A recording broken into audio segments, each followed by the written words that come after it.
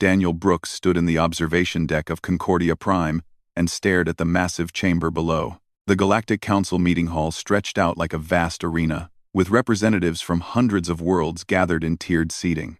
At the center, on a throne that seemed carved from black crystal, sat Queen Cylindra of the Velara Empire. She was beautiful in a way that made humans uncomfortable. Her skin had a faint silver shimmer, and her eyes were completely black without any white. She wore robes that moved like liquid metal, and when she shifted, the light bent around her in strange ways. The Velara were an ancient race, far older than humanity's entire recorded history. They had ruled a quarter of the galaxy for millennia. Daniel had been staring at her for 6 months now. Not in meetings. Not like this. But in the quiet negotiation rooms where they had spent countless hours discussing the future of human-Velara relations. He had learned things about her that nobody else knew. He had learned that she took her tea cold, not hot. That she had a habit of tilting her head slightly when she was thinking. That beneath the cold mask of a queen, there was someone incredibly lonely. "Daniel, are you listening to me?" He turned. Ambassador Linda Pierce stood beside him, her face tight with worry. She was his superior, the lead diplomat for Earth's mission to the Galactic Council. She had been doing this job for 15 years, and she looked exhausted. "I'm listening," Daniel said. "They're going to reject us," Linda said quietly. "All the reports say the same thing. The Velara consider us too primitive, too dangerous. A death world species with too much aggression and not enough wisdom." Daniel nodded. He had read the same reports. Earth was a harsh world compared to most planets that produced intelligent life. Stronger gravity, more violent weather, predators that had shaped human evolution into something the galaxy found frightening. The other species looked at humans and saw barbarians who had barely left their home system. "The formal rejection will come today," Linda continued. "Cylindra will announce it herself. 6 months of work, and we're going to walk away with nothing. No alliance, no protection, no recognition." "Maybe," Daniel said. Linda looked at him sharply. "What does that mean?" "It means I have an idea." "What kind of idea?" Daniel didn't answer. Below them, the chamber was filling up. Ambassadors took their seats. Guards in elaborate armor stood at attention. The Velara court officials moved into position around the throne, their faces cold and proud. At the front stood High Chancellor Vorath, the oldest of Cylindra's advisors. He had made no secret of his contempt for humanity. "Daniel," Linda said, and her voice had an edge of panic now. "What are you planning?" "Trust me," he said. "Those are the 2 words that scare me most when they come from you." Daniel smiled, but he didn't look away from the throne. Cylindra sat perfectly still, her hands resting on the armrests. To everyone else in that chamber, she probably looked calm and distant, but Daniel had spent 6 months learning to read her. He could see the tension in her shoulders, the way her fingers pressed just slightly harder against the crystal. She didn't want to reject the alliance. She was being forced to by her court, by tradition, by 10,000 years of Velara pride. The last time they had met privately, 3 days ago, she had said something strange. They had been discussing human literature. Of all things, Daniel had been explaining Shakespeare to her, and she had listened with genuine interest. Then she had asked him a question. "In your culture, what is the highest form of commitment between 2 people?" "Marriage," Daniel had answered. "When 2 people choose to bind their lives together." Cylindra had been quiet for a long moment. Then she had said, "In Velara culture, marriage is also the highest form of alliance. When 2 houses join, they become one. Their resources, their power, their future becomes shared." At the time, Daniel had thought it was just conversation. But later, lying awake in his quarters, he had started to think. He had started to understand. The Velara were an ancient people, bound by ancient laws. Their traditions were ironclad. But those traditions also contained loopholes, paths that nobody had walked in so long that they had been forgotten. Daniel had spent the last 3 days researching Velara marriage customs, reading everything he could find, learning phrases in their formal tongue that hadn't been spoken in ceremonies for centuries. It was insane. It would probably fail. It would definitely end his diplomatic career. But Daniel had spent 6 months watching Cylindra rule alone, making decisions that affected billions of lives, with nobody to share the burden. He had watched her in those quiet moments when she thought nobody was looking, and he had seen the weight of the crown crushing her. And somewhere in those 6 months, he had stopped seeing her as a queen. He had started seeing her as Cylindra. Just Cylindra. Smart, thoughtful, funny, in a dry way that caught him off guard. Someone who had been ruling for so long that she had forgotten what it felt like to have a true partner. "The session is starting," Linda said. "We need to get to our seats." "You go," Daniel said. "I need to do something first." "Daniel, what are you?" But he was already moving. He left the observation deck and headed down the long corridor toward the chamber entrance. His heart was hammering in his chest. His hands were sweating. Every logical part of his brain was screaming at him to stop, to think this through, to follow protocol. But Daniel had learned something important in his 32 years. Sometimes, the only way to win was to flip the table entirely. Humans had always been good at that. It was what made them dangerous. It was also what made them great. He reached the entrance to the chamber. The guards looked at him in surprise. "Ambassador Brooks," one of them said. "Your seat is in the visitor section." "I need to address the court," Daniel said. The guard's eyes widened. "That's not possible. You don't have speaking privileges. Only the representatives of recognized species can." "I invoke the right of petition," Daniel said in Velara formal tongue. The guard froze. The right of petition was an ancient law, one of the oldest in Velara tradition. Any being could invoke it to speak directly to the queen. It hadn't been used in living memory, but it was still technically valid. The guard stammered, "I need to consult with the chancellor." "The right of petition cannot be denied," Daniel said. "By your own law." The guard looked helpless. Then he stepped aside. Daniel walked into the chamber. Every eye turned to him. The murmur of conversation died away. He walked down the long aisle toward the throne, his footsteps echoing in the sudden silence. He could feel Linda's shock from the observation deck. He could see Vorath's face turning purple with rage, but he only looked at Cylindra. She sat perfectly still on her throne, her black eyes fixed on him. Her expression didn't change, but he saw something flicker in those eyes. Surprise, understanding, and maybe, just maybe, hope. Daniel reached the base of the throne steps. He stopped. The entire Galactic Council held its breath. Then Daniel dropped to one knee and began to speak. The silence in the chamber was absolute. Daniel could hear his own heartbeat pounding in his ears. He kept his eyes on Cylindra, kneeling at the base of her throne, while hundreds of alien ambassadors stared at him in shock. High Chancellor Vorath was the first to find his voice. "This is outrageous. Remove this human immediately. He has no right to." "He invoked the right of petition," Cylindra said quietly. Her voice cut through Vorath's protest like a blade. "By our oldest law, he has the right to speak. I will hear him." Vorath's mouth snapped shut, but his eyes blazed with fury. Daniel saw the other Velara court officials shifting uncomfortably. They knew the law, as well as anyone. The right of petition was sacred, even if nobody had used it in 10,000 years. Daniel took a deep breath. He had practiced this speech for 3 days, memorizing every word in Velara High Tongue. It was a language nobody used anymore, except in the most formal ceremonies. Speaking it would show respect. It would show that he had done his research. It would show that this wasn't some desperate improvisation. "Queen Cylindra," he began, and the words came out in the ancient language, clear and precise. "I stand before you not as an ambassador, but as Daniel Brooks, just a man from Earth." He could hear the gasps rippling through the chamber. Speaking High Tongue correctly was difficult even for native Velara. For a human to do it was almost unheard of. "For 6 months, Daniel continued, I have had the honor of negotiating with you. I have learned much about your people, about your culture, about your values.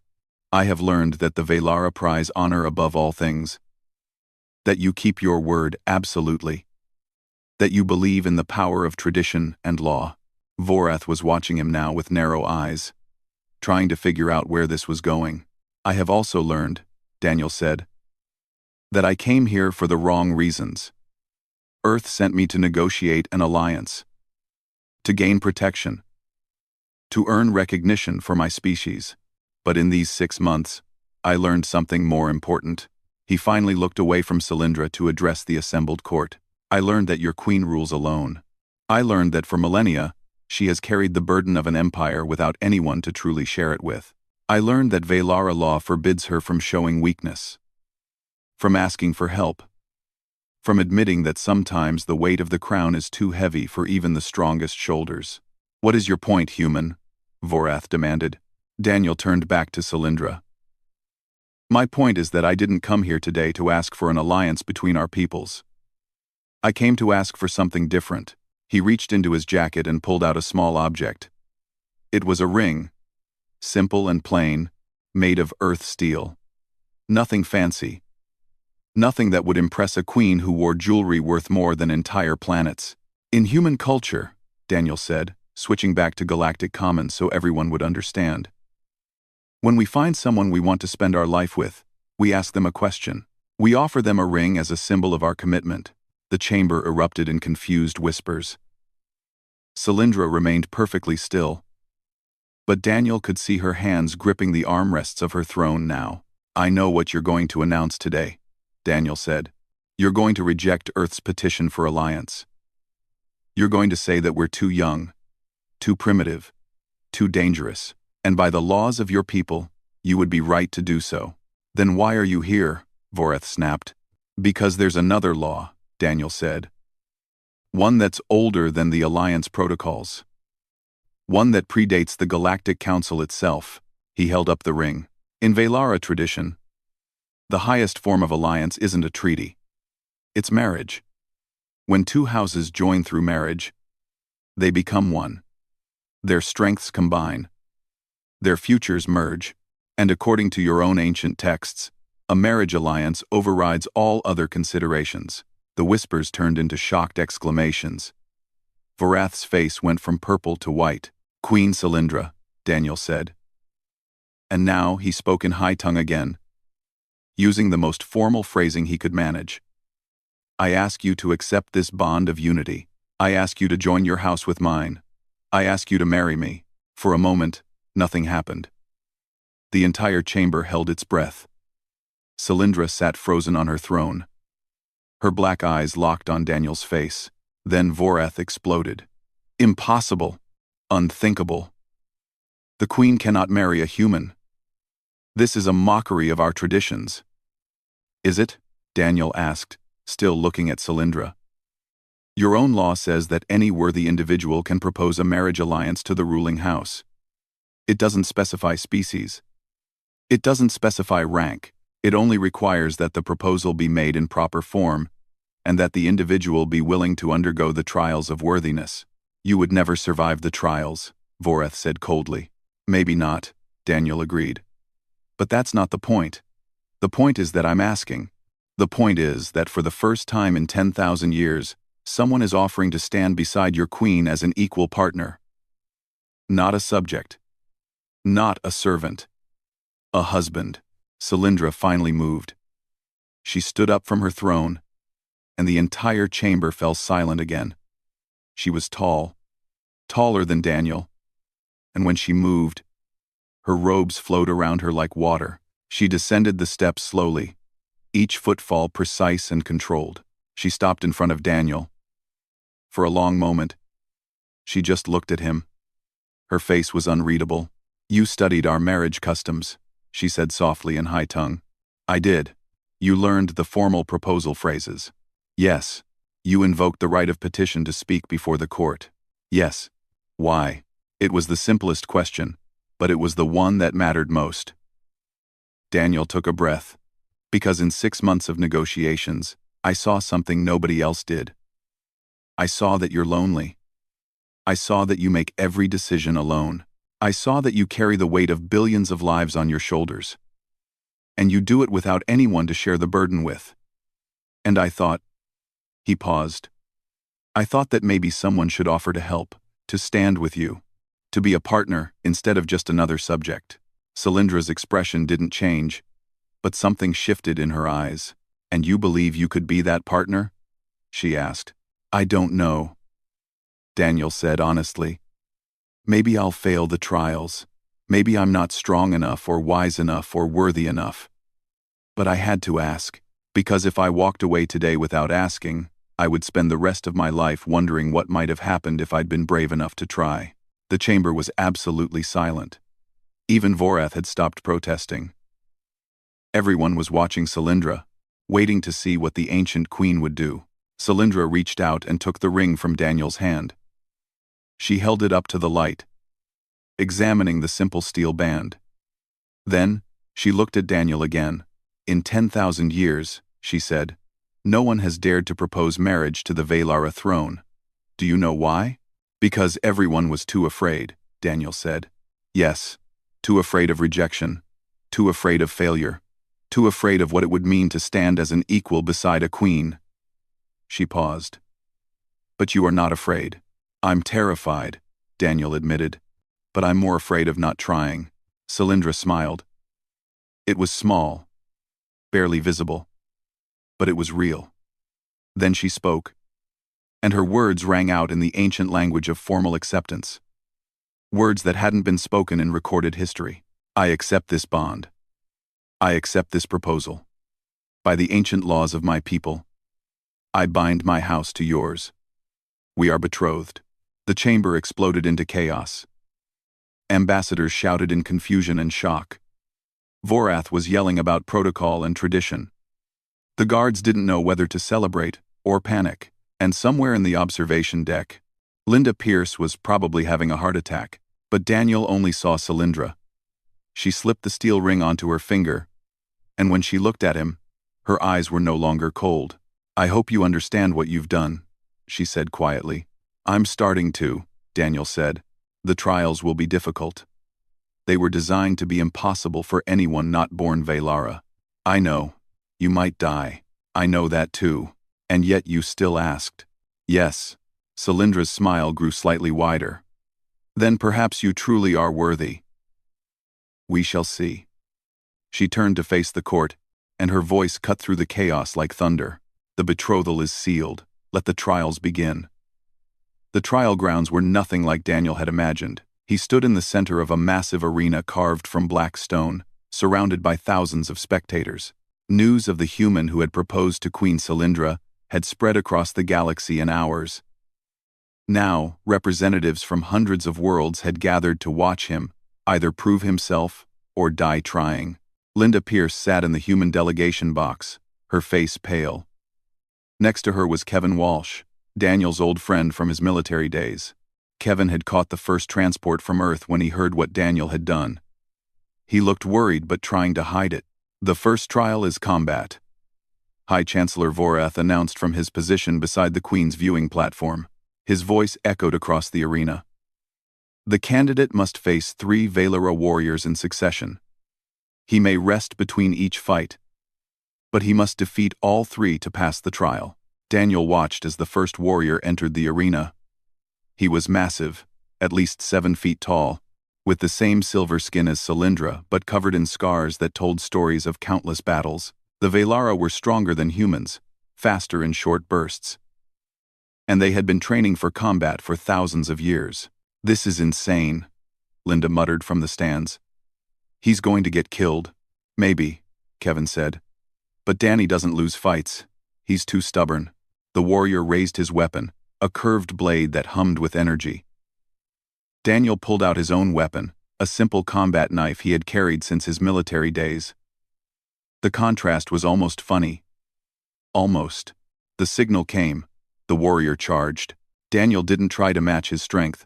That would be suicide. Instead, he moved sideways, using the footwork he had learned fighting in Earth's high gravity. The warrior's blade whistled past his head by inches. Daniel kept moving, circling, watching. The Valara fought with precision and power. Every strike was calculated, efficient. But they fought like people who had trained in controlled environments. Daniel had grown up on Earth, where the gravity was crushing and the weather could kill you. He had fought in places where there were no rules, No referees, only survival. The warrior swung again. Daniel ducked under it and struck at the warrior's knee.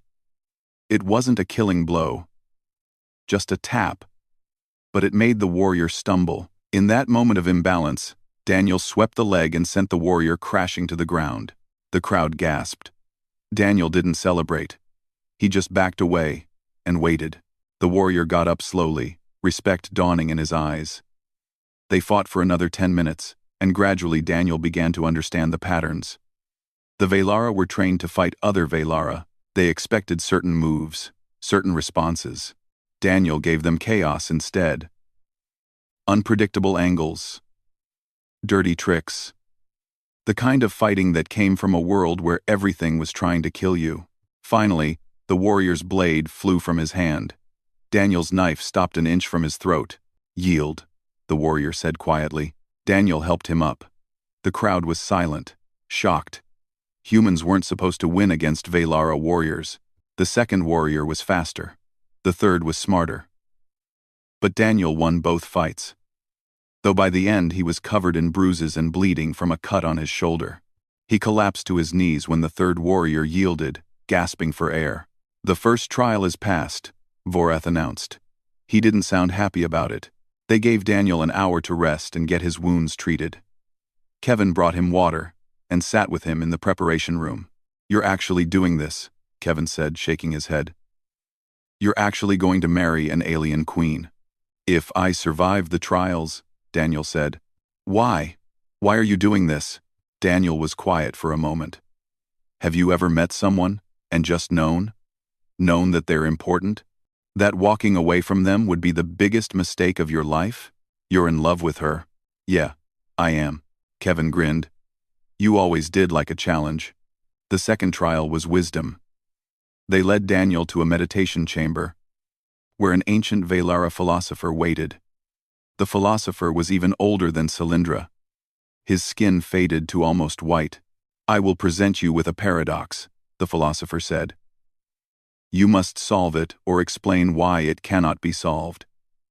This is the trial that tests the mind." He gestured, and a hologram appeared in the air. It showed a star system with multiple planets. "A ship travels between these worlds," the philosopher said. "At each world, it replaces half of its parts. After visiting all the worlds, none of the original parts remain." "Is it still the same ship?" Daniel studied the hologram. This was the ship of Theseus' paradox, one of the oldest philosophical questions. The Velara probably expected him to give the standard answers, to debate the nature of identity and continuity. But Daniel had learned something from watching Cylindra rule. She didn't just think about philosophy. She thought about practical application. "The question is wrong," Daniel said. The philosopher raised his eyebrows. "Explain. You're asking if it's the same ship. But that only matters to someone looking from outside. To the crew living on the ship, it's their home. They don't care if the parts are original. They care that it protects them, that it takes them where they need to go. Identity isn't about the pieces. It's about the purpose and the people who give it meaning." The philosopher was quiet for a long moment. Then, he smiled. The first emotion Daniel had seen from him. "In 10,000 years, no one has answered that way. You passed the second trial." The third trial came immediately after. They led Daniel to a vault deep beneath the arena. Inside were pedestals displaying precious objects, ancient artifacts, powerful weapons, priceless jewels. "The trial of sacrifice," Vorath explained. "You must give up something you value, something that defines who you are. Choose an object here, and you must trade something of equal personal worth for it." Daniel looked at the objects, then he reached into his jacket and pulled out a small case. Inside were his military medals, ribbons and metal that represented years of service, battles fought, friends lost. They were the most important physical objects he owned. "I offer these," Daniel said. "And I offer something more. I give up my right to return to Earth for 1 full year. I will stay here, in Velara space, learning your culture and your ways. I will be cut off from my home, My family, everything familiar. That is my sacrifice. Vorath stared at him. You would give up your world? For a year. To prove that I'm serious about joining my life to Cylindra's. To show that I'm willing to meet her halfway. Yes. Cylindra had been watching silently from the doorway. Now she stepped forward. That is enough, she said quietly. You passed the third trial. Daniel's legs nearly gave out. 3 trials down. 4 to go. But Cylindra was looking at him with something new in her eyes. Something that made the pain and exhaustion worth it. Rest now, she said. The remaining trials will be more difficult. That night, Daniel lay in his quarters and tried not to think about what came next. His whole body ached. His mind was exhausted. But he had made a promise, and humans didn't break promises. It was one of the things that made them different. Other species calculated odds. Humans just kept going. There was a knock at his door. When he opened it, Cylindra stood there, alone, without her court, without her crown, just her. May I come in? She asked. Of course. She entered and looked around the simple room. Then she turned to him. I need you to understand something, she said. The trials were designed to be impossible. No one expected you to pass even the first one. But you are succeeding where every Velara candidate has failed for the last 1,000 years. Is that a problem? No. But it means the court is afraid. They are afraid of change. Afraid of what it means to have a human bonded to the throne. Vorath will make the remaining trials as brutal as possible. I know. You could die. You keep saying that. Because it's true. She stepped closer. I accepted your proposal because you spoke the truth. I am lonely. I have ruled alone for so long that I forgot what it felt like to have someone who saw me as more than a crown. But I will not let you die for me. I'm not dying for you, Daniel said. I'm living for you. There's a difference. Cylindra reached out and touched his face, her hand cool against his skin. What makes humans so stubborn? She asked softly. Practice, Daniel said. Earth taught us that quitting means dying. So we stopped quitting. And you truly believe you can stand beside me? I believe I have to try. She smiled, and in that moment, she looked younger somehow. Less like an ancient queen, and more like someone who had finally found a reason to hope. Then I will help you, she said. Not directly. The trials forbid that. But I can guide you. The 4th trial begins tomorrow. You will need all your strength. After she left, Daniel lay back down and closed his eyes. 4 more trials. 4 more chances to fail. But he had come this far. He wasn't stopping now. That wasn't what humans did. The court assembled at dawn for an emergency session. Daniel stood before them, exhausted from 3 brutal trials, while Vorath looked down at him with barely concealed contempt. But what the Chancellor announced next shocked everyone. Queen Cylindra has invoked an ancient right, Vorath said, his voice tight. She has called upon the trial by champion unity, according to law that predates our recorded history.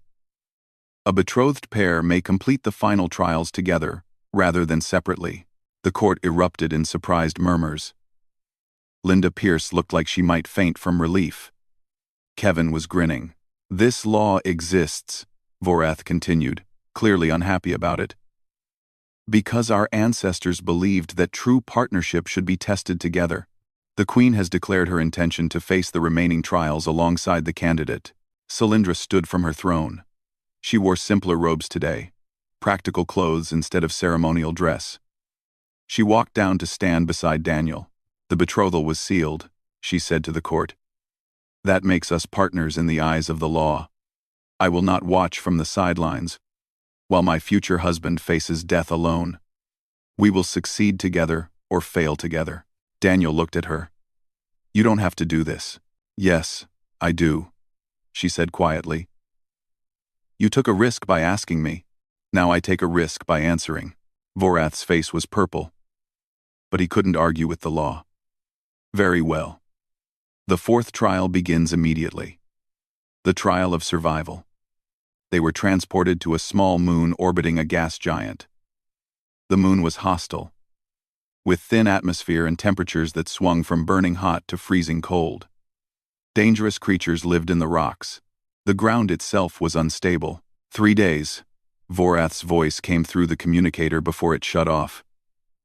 Survive for 3 days, and make your way back to the landing site. Together. If one dies, both fail. Then they were alone. Daniel looked around at the barren landscape. Cylindra stood beside him, and for the first time since he had met her, she looked uncertain. I have never been on a world like this, she admitted. Velara Prime is a gentle world. We built our civilization without facing harsh conditions. Earth wasn't gentle, Daniel said. Let me show you what humans learned. Over the next 3 days, Daniel taught Cylindra how to survive. He showed her how to find water in the rocks, how to build shelter using minimal materials, how to read the weather by watching the sky, how to move carefully when the ground was unstable, how to avoid the predators that hunted at night. Cylindra watched and learned. She was brilliant, picking up techniques quickly. But more than that, Daniel saw her start to understand something important. Your people are survivors, she said on the second night. Huddled in a shelter Daniel had built. You come from a world that tried to kill you every day. That's why you don't give up. Arli one say 4. Arli one say the tweet. Arlita descendant. Arlita descendant. Arlita descendant. Arlita descendant. It's in our nature now, Daniel agreed. Earth made us tough because we had to be, and I come from a world that gave us everything easily. We never had to struggle. We never had to adapt quickly. That's why we've stagnated. She looked at him. That's why my court is afraid of change. They've never had to change to survive. Change is scary, Daniel said. But it's also how you grow. On the third day, they made their way back to the landing site. They were exhausted, dirty, but they were together. The transport picked them up exactly on schedule. The 5th trial was waiting for them immediately. No rest this time. Vorath was clearly trying to break them. The trial of trust required them to perform a complex ritual in perfect synchronization. They stood in a ceremonial chamber with symbols carved into every surface. They had to move in exact patterns, speaking phrases in perfect harmony, while holographic obstacles appeared to throw them off balance. One mistake would reset the entire trial. They would have to start over. Watch my movements, Cylindra said quietly. This is an ancient Velara dance. I will lead. But as they began, Daniel realized something. Cylindra was used to leading alone. She was used to making decisions without consulting anyone. The ritual required them to move as one, neither leading nor following, but acting as a perfect pair. They failed the first 3 attempts. Stop, Daniel said. We're thinking about this wrong. What do you mean? You're trying to lead, and I'm trying to follow. But the ritual doesn't want that. It wants us to be synchronized. That means we both need to know what comes next instinctively. They tried a different approach. Instead of Cylindra leading, they practiced the movements together, over and over, until they stopped thinking about who was leading. They just moved, their bodies learning the rhythm, their minds connecting in a way that went beyond words. On the 7th attempt, they succeeded. They moved through the ritual like water flowing, perfectly matched, perfectly timed. When the last symbol flared to life, the court burst into applause. Even Vorath looked impressed, though he tried to hide it. One trial remains, he announced. The trial of heart. Both candidates must speak their true feelings before the court. No lies. No deception. The ancient truth stones will reveal any falsehood. They stood before the assembled court.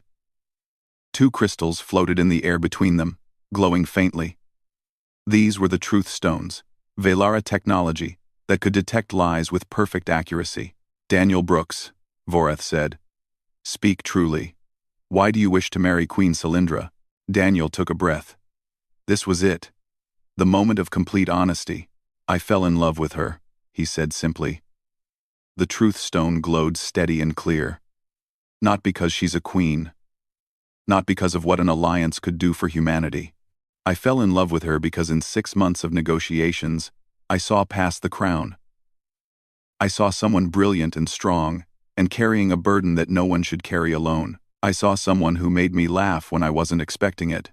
Someone who listened when I talked about things that mattered. Someone who made me want to be better than I was. He looked at Cylindra. I'm not brave. I'm not special. I'm just a human from Earth who happened to meet an amazing woman and couldn't walk away without telling her how I felt. That's all. I love her. Everything else is just details. The truth stone blazed pure white. Every word had been true. Now Vorath turned to Cylindra. Queen Cylindra, speak truly. Why did you accept his proposal? Cylindra was quiet for a moment. When she spoke, her voice carried across the silent chamber. I have ruled for 3,000 years, she said. I have led my people through wars and peace, through prosperity and hardship. I have done my duty without complaint. But I was alone. Every decision I made by myself. Every burden I carried alone. And slowly, over centuries, I forgot what it felt like to have someone see me not as a queen but as a person. She looked at Daniel. Then this human came to negotiate. He was nervous and out of his depth. But he tried so hard. He learned our language. He studied our culture. He asked questions that no one had asked in millennia. And slowly, I realized he wasn't seeing the crown. He was seeing me. Just Cylindra. Someone who took her tea cold and tilted her head when thinking, and who was so tired of being alone. Tears were running down her face now, something no one had ever seen from the ancient queen. When he asked me to marry him, I was terrified. Terrified of what the court would say. Terrified of change. Terrified of opening my heart after so many centuries of keeping it locked away. But I was more terrified of saying no, of watching him walk away, of spending another 3,000 years alone. She stepped closer to him. I accepted because he made me feel something I thought I had lost forever. Hope. He made me believe that maybe I didn't have to carry everything alone, that maybe there was someone brave enough and stubborn enough to stand beside me. She smiled through her tears. And yes, I love him too. This strange, brave human, who flipped my entire world upside down. The truth stone blazed pure white. The court sat in stunned silence. Then, slowly, people began to stand. First the younger Velara, then the other species ambassadors, then even some of the older court members. They applauded, and the sound filled the chamber like thunder. Vorath stood last. He looked at Daniel and Cylindra for a long moment. Then he bowed deeply. The trials are complete, he said. The worthiness is proven. One trial remains. The trial of futures. Daniel and Cylindra looked at each other. One more trial, one more test, but this time, they would face it together. The seeing chamber was ancient, older than the Velara Empire itself. Daniel and Cylindra stood hand in hand in the center of a vast circular room. The walls were covered in crystals that pulsed with soft light. Above them, the ceiling showed the stars, real-time images of the galaxy stretching out in all directions. The trial of futures is the last test, Vorath explained to the assembled court. The ancient technology in this chamber can calculate probable futures based on current choices.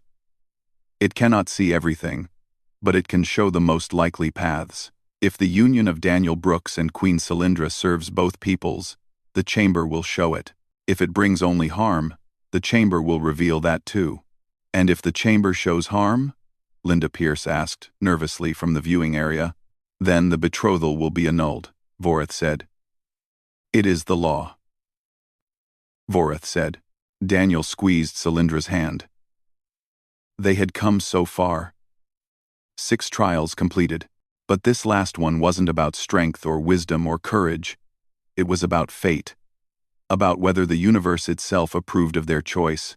I'm scared, Cylindra whispered. Me too, Daniel whispered back. A Velara technician approached them. She was young, her silver skin not yet marked by time.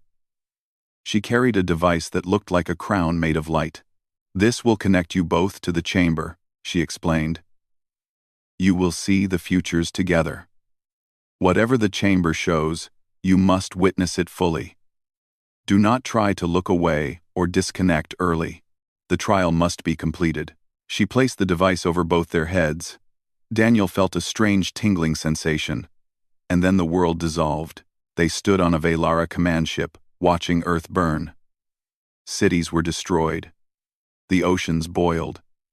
Billions of human lives ended in fire. "This is the future if we fail," a voice said.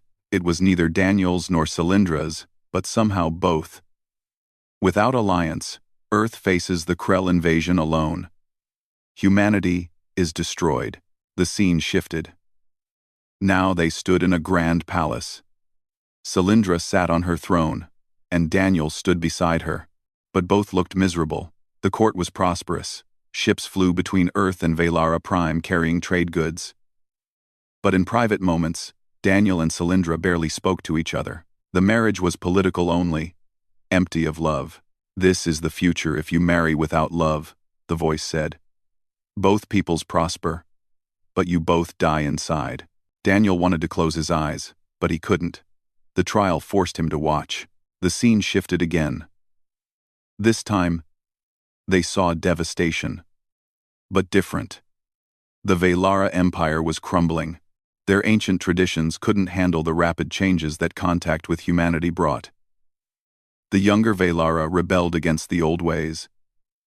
Civil war tore the empire apart. "This is the future if change comes too quickly," the voice said. "Progress without wisdom leads to chaos."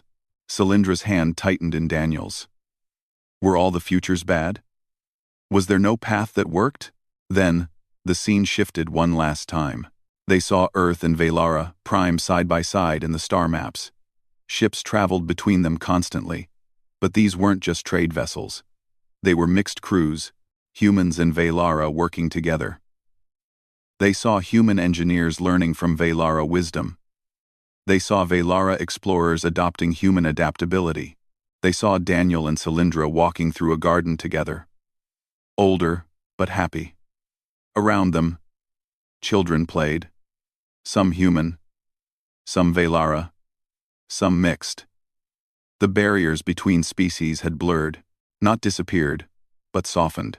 They saw a new station being built, a joint project called Harmony Point. It would become a place where all species could meet and learn from each other. The Velara shared their ancient knowledge. Humans shared their practical skills and relentless innovation. They saw wars that were prevented because humans and Velara stood together. They saw disasters that were survived because both peoples contributed their strengths. They saw scientific breakthroughs that neither species could have achieved alone. But most importantly, they saw the younger generations. Velara, who had learned that tradition didn't mean stagnation. Humans who had learned that progress didn't mean abandoning wisdom. Together, they were building something new, something better than either species could create alone. The vision zoomed out, showing the galaxy itself. Where the Velara Empire had once stood isolated, now there were connections. Threads of cooperation linking world to world. Other species saw what humans and Velara had built and wanted to join. Not through conquest or domination, but through genuine partnership. "This is the future of true union," the voice said. "When two different peoples choose to stand together, not despite their differences but because of them. This is the future, if you choose love over fear." The visions faded. Daniel and Cylindra stood in the seeing chamber again, the crystal crown dissolving into light. They were both crying. The technician stepped forward and checked her instruments. Her eyes went wide. "The chamber has rendered its judgment," she announced to the court. Her voice shook with emotion. "The union of Daniel Brooks and Queen Cylindra serves both peoples. The probability calculations show a future of unprecedented cooperation and growth. The trial is past." The court erupted in cheers. Even Vorath was smiling now, though he tried to maintain his dignity. Linda Pierce was crying openly. Kevin was whooping and clapping. Ambassadors from 100 worlds were celebrating. But Daniel only saw Cylindra. She turned to him, tears still streaming down her face, and kissed him. It was the first time they had kissed, and it felt like the most natural thing in the universe. When they finally pulled apart, Vorath stepped forward. "All 7 trials are complete," he announced formally. "Daniel Brooks has proven his worthiness. Queen Cylindra has proven her commitment. By the ancient laws of the Velara, I declare the betrothal confirmed and validated. Let the wedding preparations begin." The next week was chaos. Humans and Velara worked together to plan a ceremony that honored both cultures.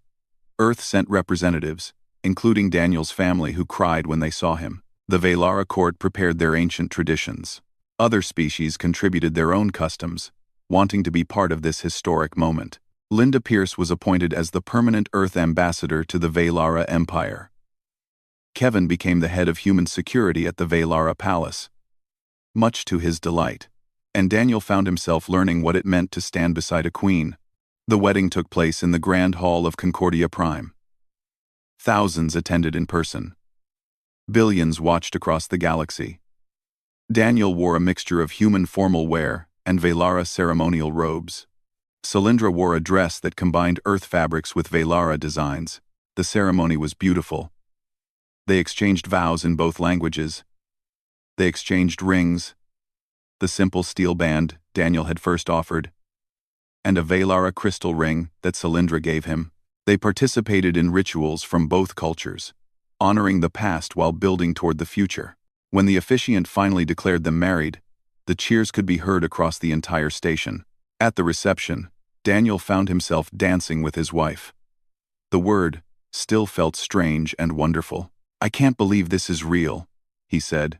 "Neither can I," Cylindra admitted. "When you first walked into that negotiation room 6 months ago, I never imagined we would end up here." "Any regrets?" "Only that I almost said no." She smiled. "What made you so sure?" "When you proposed, you risked everything." Daniel thought about it. "I wasn't sure. Not about winning the trials or surviving or any of that. I was only sure about one thing." "What?" "That you were worth the risk. That even if I failed, at least I would have tried. And that seemed better than walking away without trying." Cylindra kissed him again. "That's very human of you. I'll take that as a compliment." "It is." Later that night, after most of the guests had left, Daniel and Cylindra stood on a balcony looking at the stars. Earth was visible in the distance, a small blue dot. Velara Prime was on the opposite side, a green jewel. "What happens now?" Daniel asked. "Now we build the future we saw," Cylindra said. "Together. We show the galaxy what cooperation can look like. We prove that different peoples can stand as equals. We make mistakes and learn from them. We have arguments and make up. We live our lives. That simple? That complicated?" She leaned against him. "But we do it together. That's what makes it possible." 6 months later, they announced the founding of Harmony Point, the joint human-Velara station. A year later, 3 more species asked to join the project. Within 5 years, the old model of isolated empires was beginning to crumble, replaced by networks of genuine cooperation. Daniel became known as the Ambassador of Unity. But he preferred his other title, Cylindra's husband. Together, they ruled the Velara Empire and guided humanity's growth into the galactic community. They had children eventually, a mixture of both species that genetics experts said should have been impossible. But humans had always been good at doing the impossible, and it all started because one human was brave enough to ask a question, and one queen was brave enough to say yes. Years later, when young couples from different species asked them for advice, Daniel and Cylindra always said the same thing. "Love isn't about being the same," Cylindra would say. "It's about choosing to build something together." "And sometimes," Daniel would add, "the biggest risk is not taking the risk at all." They would look at each other and smile, remembering that day in the Galactic Council chamber. The day when a human asked an impossible question and got an impossible answer. The day when everything changed. The day when Daniel Brooks asked the alien queen to marry him, and she accepted before the court could breathe.